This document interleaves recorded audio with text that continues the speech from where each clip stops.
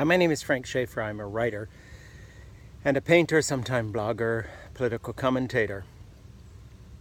A couple of points of my life have marked who I am. One is that I was raised in an evangelical fundamentalist home. Another is that my father became a religious right leader in the 70s and 80s, and I was his nepotistic sidekick. Another is that I fled that universe, as I describe in my new multi-touch book project on iBooks, Letter to Lucy, a manifesto of creative redemption for the age of Trump, fascism, and lies. But another large part of my life that changed my viewpoint on so many things was having a son in combat in Afghanistan and Iraq. My Marine Corps son, John, came back safely, thank God, but lying awake at night waiting for satellite phone calls or hearing the crunch of tires on the peace stone on my driveway and wondering if it was a van with two Marine Corps officers in dress blue uniforms come to tell me that I had lost my child, concentrated the mind completely, put me on my knees. The 2 years he was in his several deployments are like a black hole in my memory of suffering, not just for me, but for the other people who I knew who had kids in the military, some Gold Star moms and dads that I got to know well after I wrote a book on my Marine Corps family experiences and was invited to speak at various gatherings of Marine Corps family, including Gold Star moms and others.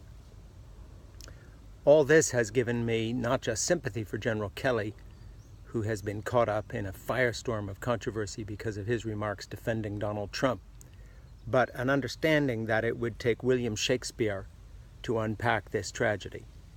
Here you have a man that served for more than 40 years in the Marine Corps, is a general, was known as an honorable man, without a whiff of scandal around him, and in a mere 90 days inside the Trump administration has his reputation, the service he served, which is the Marine Corps, his own son killed in action, besmirched, dragged through the mud.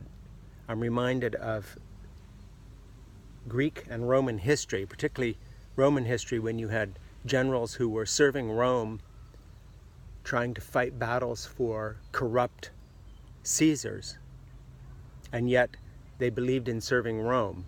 The problem is with Donald Trump, his corruption is bottomless. And General Kelly has gone for a long, deep swim in the sewer pipe known as Donald Trump, and he's come up covered in filth that will not wash away. The memory of his son killed in action is now tangled forever with the name of Donald Trump.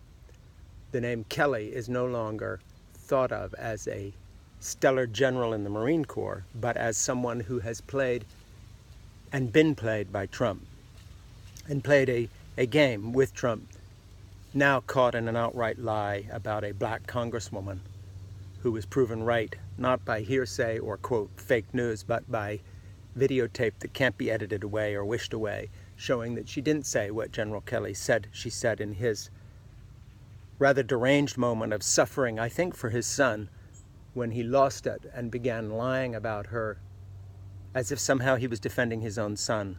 Maybe psychologically something snapped. But in fact was really trying to defend the indefensible, and that is a grifter, con artist, liar, who calls himself president, this thief of other people's loyalty, this besmircher of good men and good women's reputations. Anyone who works for Trump, anyone, and if General Kelly doesn't prove this, then nothing will come up mired in filth with a lost reputation, less than they were when they went in. And General Kelly, what he has had to suffer at the hands of Donald Trump is really a metaphor for what our entire country has suffered at the hands of this president, and has suffered at the hands of his white evangelical supporters, who themselves are deranged by their own grief of having lost the culture wars, their inability to reconcile the truth of science, for instance, evolution or climate change, with their so-called biblical beliefs. This medieval theology they've dragged kicking and screaming into the 20th and now the 21st century. So, folks, we are all in this sewer pipe with General Kelly.